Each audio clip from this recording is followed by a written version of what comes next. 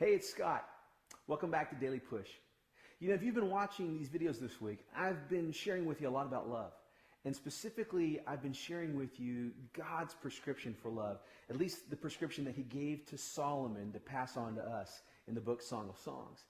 In that recipe for love, we saw that there are three major aspects. The first part, and we get it pretty easily, the physical attraction, is something called dode. We add to dode a friendship, something that is really deep and meaningful, where you have two people that say, we're going to share priorities with each other, our top priorities. That's something called raya. And then lastly, you add to that the idea of a lifelong personal commitment, ahava. You've got all three ingredients. What you've got is something that is hot and passionate and lasting. It's awesome.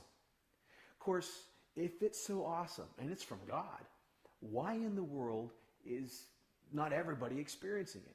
Why in the world do so many people who fall in love fall out of love? Well, the reality is they don't have this kind of love. They haven't experienced God's ultimate design. Maybe they've got a part of it.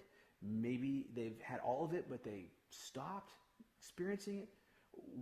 What happened? What transpired? The reality is this kind of love is actually, it's impossible to experience between just two people in a relationship. You heard me say that correctly. It's impossible. It requires more than just two people in a relationship. It requires three. It requires God as well. God's got to be involved. God actually has to be a catalyst. He has to be someone who provides a supernatural energy that makes this kind of love work. Paul understood this. Paul, in talking about the way two people are supposed to love one another, said in Ephesians 5:21, out of respect for Christ, be courteously reverent to one another. The idea here is, I think about me and my relationship with my wife, Cindy. I am supposed to dode her. I am supposed to raya her. I'm supposed to ahava her, but not because she deserves it, and she does, but the reason I'm supposed to do those things for her is because Jesus has done so much for me. I'm supposed to look at him and look at the way he's given me grace. Look at the way he's given me love. Look at the way he's blessed my life and respond by loving Cindy with reverent courtesy. Respond to how Jesus has loved me by loving Cindy. And Cindy's supposed to do the same thing.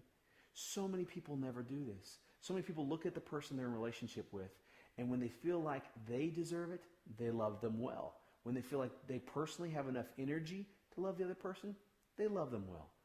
But otherwise, they don't.